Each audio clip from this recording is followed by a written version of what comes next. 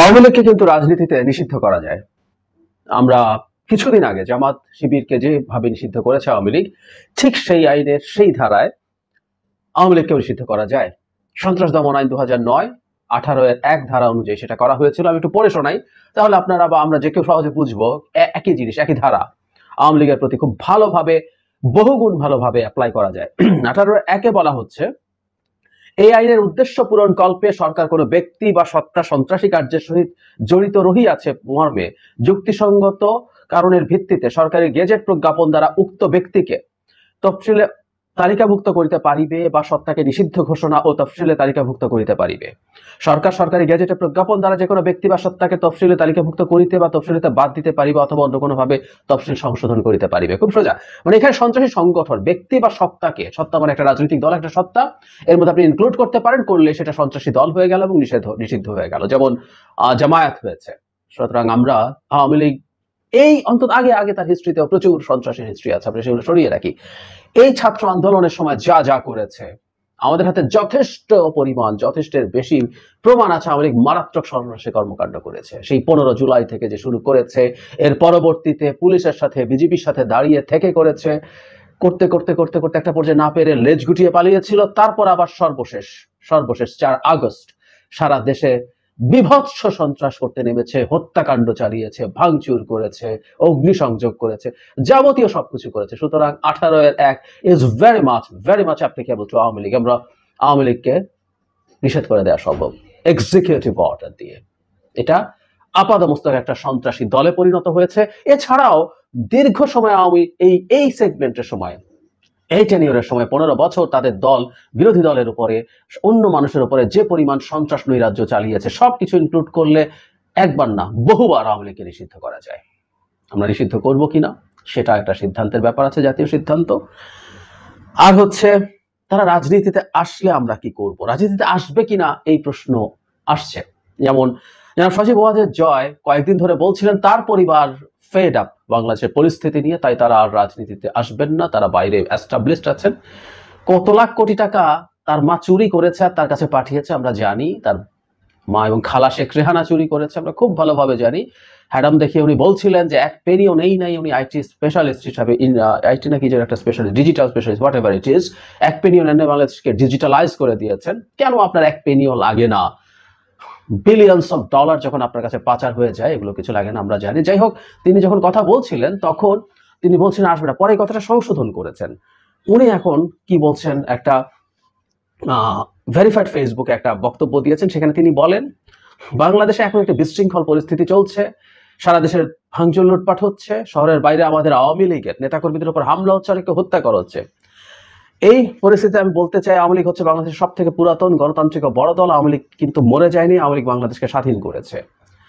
আমরা বলেছিলাম যে আমাদের পরিবার আর রাজনীতি করবে না, তবে আমাদের নেতাকর্মীদের উপরে যেভাবে হামলা হচ্ছে, এই পরিস্থিতিতে আমরা হাল ছেড়ে দিতে পারি না। যদি নতুন বাংলাদেশ গড়ে তুলতে হয় তাহলে আওয়ামী লীগ ছাড়া সম্ভব না, কারণ এটা হচ্ছে সবচেয়ে বড় দল। আওয়ামী লীগও কোথাও যাবে না, শেষ হয়ে যাবে না, এটাকে শেষ করা সম্ভব না। নেতাকর্মীদের ঘুরে দাঁড়ানোর আহ্বান জানিয়ে বলেন আওয়ামী লীগের নেতাকর্মীদের, আমি আহ্বান জানাচ্ছি আপনারা ঘুরে দাঁড়ান, আপনারা একা না, আমরা আছি, বঙ্গবন্ধুর পরিবার কোথাও যায়নি, আমরা আপনাদের সাথে আছি, দেশে আমাদের নেতাকর্মীদের রক্ষার জন্য যা প্রয়োজন তা করতে প্রস্তুত। আবার উনি যে সরকার আছে সেই সরকারের সাথেও আলোচনা করতে চায়, ইত্যাদি ইত্যাদি। মানে তারা ছেড়ে কোথাও যাননি। কতগুলো হাস্যকর কথা বলেছেন। মা লেজ গুটিয়ে পালিয়েছেন, এবং লেজ গুটিয়ে পালিয়ে এই দেশে আওয়ামী লীগের একরকম মাটি চাপা, কবর বলি না আমি, কারণ কবর হয় না, পচে যাওয়া বিভৎস একটা বর্বর স্বৈরাচারের দল, একটা পচে যাওয়া জিনিস, সেটাকে মাটি চাপা দিতে হয়। সো তার মা মাটি চাপা, ওটা মারা গেছে কিন্তু বহু আগে, আমি বহু সময় বলি, সেটা মাটি চাপা দিয়ে গেছেন, এবং তারা নেইও আসলে। খুব স্বাভাবিকভাবে এটা খুব মানুষের কাছে, তার দলের কাছেও প্রকাশ হয়ে গেছে। তার দলের নেতারাই মেইন স্ট্রিম মিডিয়াতে কথা বলে তাদের এই ফ্রাস্ট্রেশনের কথা জানিয়েছেন, হুইচ ইজ ভেরি লজিক্যাল। সুতরাং তার দল যা করেছে, এরপরে এই দলের পক্ষে আর ফিরে আসা এই ঘটনার পর আদৌ সম্ভব কিনা সেই প্রশ্ন অনেকে করছে, বা কতটুকু সম্ভব। প্রশ্ন হচ্ছে, এখন নাগরিক হিসাবে আওয়ামী লীগকে আমরা ফিরে আসতে চাইলে, যদি আমরা সিদ্ধান্ত নেই যে তাকে আমরা এক্ষুনি নিষিদ্ধ করছি না, তাহলে কি করা উচিত? আমি আওয়ামী লীগকে ওয়েলকাম জানানোর পক্ষে, কারণ আমরা এমন একটা বাংলাদেশ তৈরি করতে চাই সেখানে প্রত্যেকটা মানুষের সব রকম অধিকার থাকবে। এই যে আওয়ামী লীগের উপর হামলা হয়েছে, I strongly did condemn that, কারণ আমি মনে করি আমি খুব সিরিয়াসলি মনে করি যে এই ধরনের পরিস্থিতিতে বিচারের কথা আমরা বলবো, বিচার করব, কিন্তু যে ধরনের ঘটনা ঘটেছে এগুলোর পেছনে সত্যিকার অর্থেই পরিস্থিতি তৈরি তারাই করেছিল, তারাই তার জন্য তাই বলেও বলেছি যে এটা না হওয়া যে কোনো বিবেচনায় ভালো। ঠিক একইভাবে আওয়ামী লীগ যদি রাজনীতিতে আসে এবং আওয়ামী লীগকে যদি আমরা রাজনীতিতে দেখি, আমি মনে করি তাদের সেই রাজনীতি থেকে শুরু করা উচিত, শূন্য থেকে একরকম শুরু করতে হবে তাদেরকে। তারা সেই শুরুটা করুক, তারা সেই বাংলাদেশের মুক্ত বাংলাদেশে, স্বাধীন বাংলাদেশে তাদেরকে সেই অধিকারটা আমরা দেখিয়ে দিতে চাই আমরা আওয়ামী লীগ না।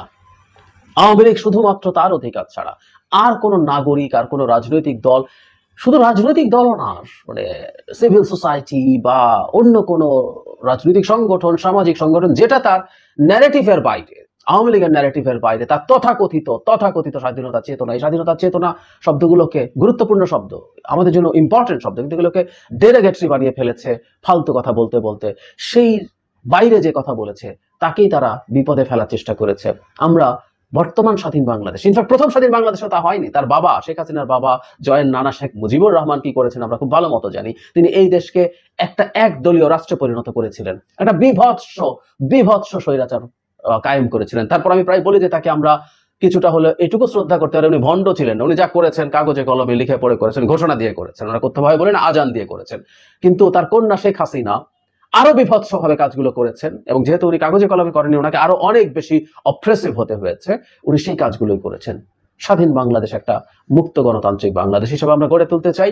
সেই গণতান্ত্রিক বাংলাদেশ আওয়ামী লীগের জন্য খোলা থাকবে। আওয়ামী লীগের যার বিচার হওয়ার, যারা সজীব হচ্ছে জয় দেশে আসতে পারেন, দেশে আসলে উনি গ্রেফতারও হতে পারেন, কারণ বহু দুর্নীতির সাথে জড়িত আছে। সবকিছু নিয়ে আসুন, রাজনীতি করুন, জামিন পেলে জামিন পাবেন, আমাদের বিচার বিভাগ স্বাধীন থাকবে। আপনি জামিনে বেরিয়ে এসে দেশের ভেতরে রাজনীতি করুন, মানুষকে নিয়ে কাজ করুন, পারলে যারা ক্ষমতায় থাকবে তার বিরুদ্ধে কথা বলুন, যা আছে সবকিছু নিয়ে যদি রাজনীতিকে অর্গানাইজ করে আওয়ামী লীগ আবার ক্ষমতায় আসতে পারে, সেটা যদি ইভেন শুধুমাত্র পরবর্তী নির্বাচনেও হতে পারে, মানে আমাদের যে অন্তর্বর্তীর পরে যে নির্বাচন হবে, সেই আওয়ামী লীগ সরকারকে আমি মন থেকে অভিনন্দন জানাবো, আমি মন থেকে সেই আওয়ামী লীগ সরকারের শাসন মেনে নেব, কোনো রকম কোনো দ্বিধা দেখাবো না। এবং ভবিষ্যতে যদি আবার ক্ষমতায় কখনো আসে, তারা এসে যদি আবার একই রকম স্বৈরাচার কায়েম করতে চায়, আবার লড়াই করব। শুধু আওয়ামী লীগ না, বিএনপি বা আর কেউ যদি বাংলাদেশের এই গণতান্ত্রিক ব্যবস্থা নিয়ে খেলার চেষ্টা করে, সেটাকে নষ্ট করার চেষ্টা করে, সেটাকে ধ্বংস করে ক্ষমতায় বারবার থেকে যাওয়ার চেষ্টা করে, এই লড়াই আমরা ছাড়ছি না। বাংলাদেশকে গণতান্ত্রিক, স্টেবল গণতান্ত্রিক ব্যবস্থায় দাঁড়ানোর পর্যন্ত লড়াই চালিয়ে যেতে হবে।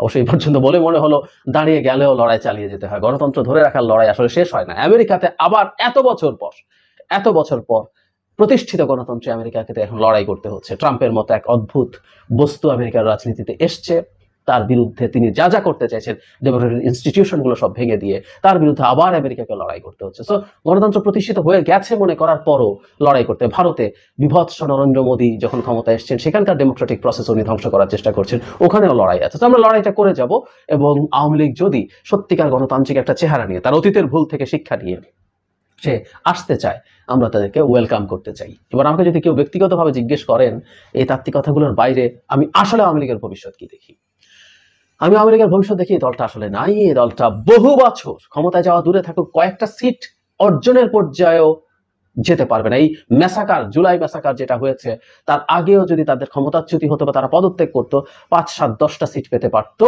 কিন্তু এই ম্যাসাকারের পর তারা একটা সিটও পাবে বলে আমি আসলে বিশ্বাস করি না। এবং আমি মনে করি একটা জিনিস খুব ক্লিয়ারলি বলি, শেখ পরিবারের হাতে যদি আওয়ামী লীগ থাকে, এই দলটা গণতান্ত্রিক দল হিসেবে আসলে কোনোদিন ফিরে আসবে না।